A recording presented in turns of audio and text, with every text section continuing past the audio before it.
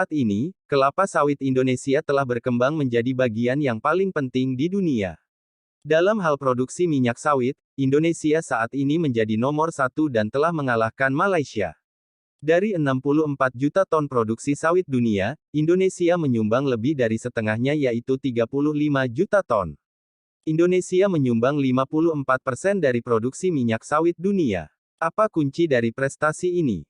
Pada hakikatnya, kelapa sawit Indonesia dan produk turunannya bersaing karena kita menguasai supply chain dari bahan baku hingga produk akhir, di mana mengandung 87% komponen domestik. Keunggulan ini tidak dimiliki oleh komoditas pertanian lain. Informasi yang membanggakan ini disampaikan dalam rangkaian acara seminar rutin PSEKP, pada hari Kamis tanggal 28 September tahun 2017 di Gedung A Kementerian Pertanian. Presenter seminar adalah Dr. Delima Azahari, seorang peneliti senior di PSEKP Pusat Sosial Ekonomi dan Kebijakan Pertanian, dan sekaligus terlibat langsung memimpin berbagai delegasi dalam negosiasi kelapa sawit di level dunia. Seminar memaparkan judul, Sawit Indonesia yang Berkelanjutan, Tantangan dan Kebijakan yang Diharapkan. Materi seminar secara garis besar terdiri atas perkembangan sawit Indonesia, tantangan yang dihadapi, bagaimana perkembangan sawit Indonesia yang berkelanjutan, serta diakhiri dengan identifikasi dan saran untuk kebijakan yang diharapkan. Kelapa sawit tidak hanya telah menjelma menjadi penyumbang paling penting devisa negara dari nilai ekspor yang terus meningkat, namun juga menjadi penggerak perekonomian wilayah, menyerap tenaga kerja dan mengentaskan kemiskinan di pedesaan. Kelapa sawit telah berkembang dari luas 300.000 ha di tahun 1980 menjadi saat ini 16,1 juta hektar, menurut data Gapki, dengan produksi CPO sebesar 40 juta ton. Perlu disampaikan bahwa pangsa perkebunan rakyat terus meningkat, dan saat ini telah menjadi 52% dari seluruh luas kebun.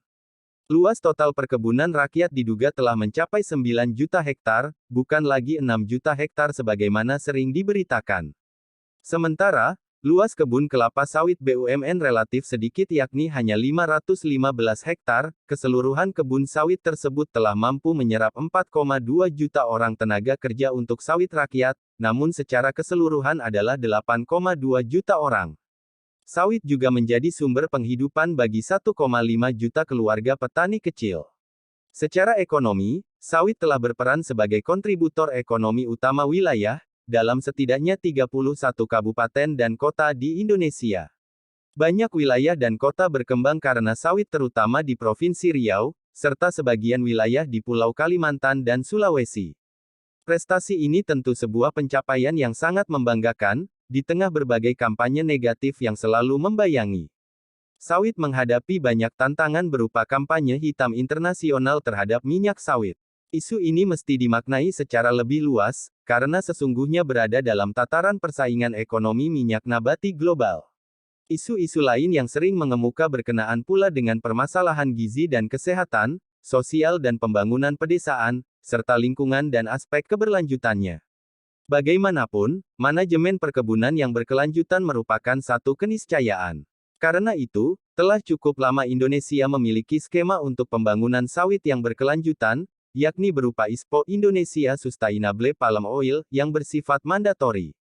Dalam seminar ini juga dipresentasikan secara agak luas berkenaan dengan ISPO, pencapaian dan permasalahannya oleh Sekretaris ISPO yakni Insinyur R. Aziz Hidayat, MM. Skema sawit Indonesia yang berkelanjutan ini memiliki concern yang kuat terhadap berbagai sisi yakni sistem perizinan dan manajemen kebun, penerapan teknis budidaya, pemantauan lingkungan, tanggung jawab terhadap pekerja, pemberdayaan ekonomi masyarakat, tanggung jawab sosial komunitas, dan peningkatan usaha secara berkelanjutan.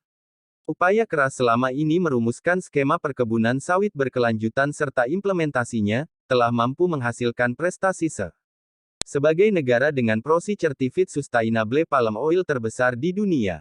Dari seluruh produksi minyak sawit bersertifikat dunia, Indonesia menyumbang 59%, sedangkan Malaysia hanya 27%. Ada banyak permasalahan saat ini yang dihadapi komoditas kelapa sawit utamanya status penguasaan lahan kebun. Diperkirakan 1,7 juta lahan sawit rakyat saat ini belum berstatus clean and clear, baik dari status hukum penguasaan maupun peruntukan lahannya. Ada lebih kurang 13,5%, 1,5 juta ha, lahan sawit saat ini berada di lokasi lahan gambut. Deforestasi karena ekspansi sawit juga tidak dapat diabaikan. Menghadapi berbagai tantangan ini, maka dibutuhkan berbagai dukungan kebijakan.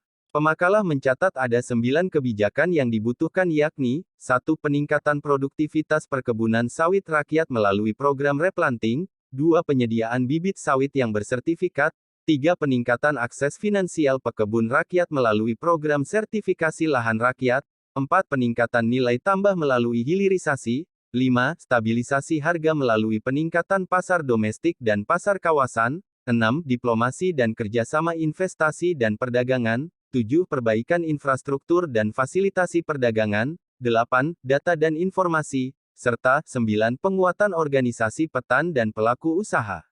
Pada tahun 2050 nanti dunia memerlukan tambahan 60-170 juta ton minyak nabati untuk memenuhi kebutuhan penduduk yang semakin meningkat dan dengan pola konsumsi yang juga berubah. Menghadapi demand yang besar ini, dunia punya pilihan akan memenuhinya dari minyak kedelai atau dari sawit. Jika ekspansi kebun kedelai yang dipilih, maka dunia perlu mengkonversi hutan seluas 120-340 juta ha. Namun, jika ekspansi kebun sawit yang dipilih, dunia hanya perlu mengkonversi sepersepuluhnya yakni 12-34 juta hektar. Artinya, kelapa sawit Indonesia memiliki peluang besar untuk lebih berkembang, sehingga skema usaha dan manajemen perkebunan yang berkelanjutan semakin penting diperluas penerapannya. Implikasi dari ini, maka dukungan politis dari pemerintah secara nyata sangat dibutuhkan.